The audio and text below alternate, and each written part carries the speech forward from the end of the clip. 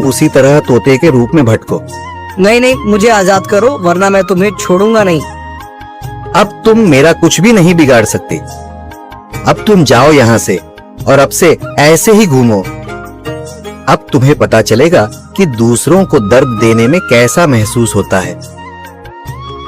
इसके बाद वह राक्षस वहां से उड़ जाता है। मरचू और उसकी पत्नी सीता दोनों खुश हो जाते हैं। मरचू पहले की तरह काम करने लगता है। वह और उसकी पत्नी दोनों खुशी खुशी जिंदगी गुजारने लगते हैं।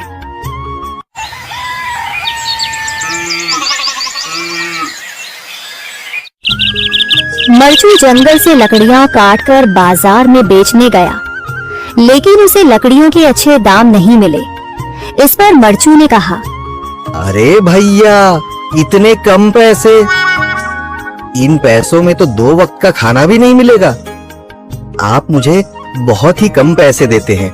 मैं इतनी मेहनत से लकड़ियां काट कर आता हूँ, लेकिन उनके पैसे मुझे बहुत कम मिलते हैं। भैया, तुम्हारी लकड़ियां होती ही इतनी कमजोर हैं कि मैं इससे ज्यादा पैसे नहीं दे सकता। तुम्हारी लकड़ियों के बस इतने ही पैसे बनते हैं। अरे भैया, कुछ ज्यादा कर दो ना। वो क्या है ना कि इन पैसों का तो कुछ भी नहीं आता। मैं अपनी जिंदगी कैसे गुजारूंगा? भैया, तुम जाकर अच्छी लकड़ियां लाओ, तभी इन लकड़ियों का अच्छा दाम मिल पाएगा, वरना इन लकड़ियों का तो यही दाम है। ये सुनकर मरचू बहुत ज्यादा परेशान हो गया और पैसे लेकर किराने की दुकान से सामान खरीदकर घर आ गया। घर पहुंचते ही मरचू की पत्नी सीता ने कहा, जी, सामान ले आए आप? हाँ जी, सामान ले आया हूँ।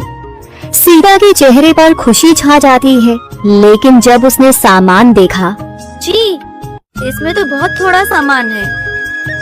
हाँ सीता, मुझे पता है कि यह सामान बहुत थोड़ा है, लेकिन मैं क्या करूं? मेरे पास जितने पैसे थे, मैं उतने का ही सामान लेकर आ गया हूँ। इस तरह हमारा गुजारा कैसे हो पाएगा जी? आपको तो पता ही है कि हम कितनी मुश्किलों से गुजारा करते हैं। हाँ हाँ, मुझे पता है, लेकिन मैं कर भी क्या सकता हूँ? मेरे पास इतने पैसे ही नहीं कि हम एक अच्छी जिंदगी गुजार सकें। इतनी मेहनत कर रहा हूँ, लेकिन फिर भी मेहनत का फल नहीं मिल रहा। इतनी मेहनत से अच्छी लकड़ी काट कर आता हूँ, लेकिन मुनासिब दाम नहीं मिलता। मैं तो बहुत परेशान हूँ। क्या करूँ? कहाँ जाऊँ? अरे जी, आप परेशान न हो, आप कोई और काम देख लें।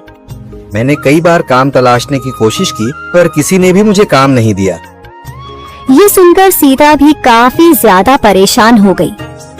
मरचू से सीता की परेशानी नहीं देखी गई। उसने अपनी पत्नी सीता से कहा, मैं फिर से जंगल की ओर जा रहा हूँ। अरे जी, अभी मत जाइए ना, वैसे भी शाम हो रही है। आप कल चले जाइएगा, अभी मत जाइए। ठीक है, अगर तुम रोक रही हो तो मैं नहीं जाता। मैं कल चला जाऊंगा। इसके बाद मरचू गांव में घूमने के लिए चला गया। तभी उसे एक आदमी मिला और उसने कहा, कहाँ जा रहे हो भैया? और सुनाओ, क्या हाल चाल है? जिंदगी कैसे गुजर रही है?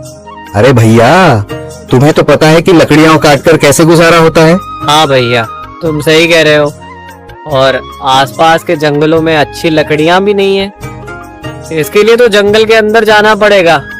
पर जंगल के अंदर तो काफी सारे जंगली जानवर होंगे।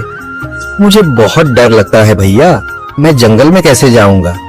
हाँ भैया, जंगली जानवर तो होंगे, लेकिन अच्छी लकड़ियां तो वहीं से ही मिलेंगी। ये सुनकर मरचू बहुत ज्यादा परेशान हो गया, लेकिन वह आदमी बिल्कुल ठीक कह रहा था। जंगल के किनारे की सारी लकड़ियां कट चुकी थीं।